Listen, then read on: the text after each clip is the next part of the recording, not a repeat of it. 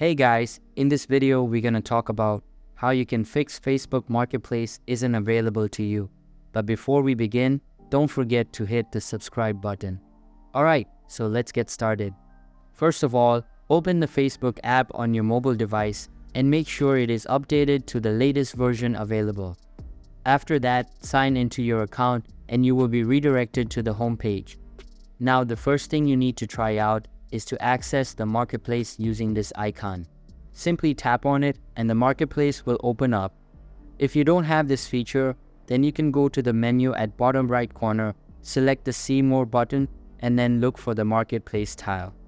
Here you again need to tap on it to open it up. If the error is still showing up or this method didn't work for you, then go to the menu section, scroll down a little bit and tap on this Help and Support feature. After that, tap on Report a Problem from the drop-down menu and again tap on this Report a Problem button.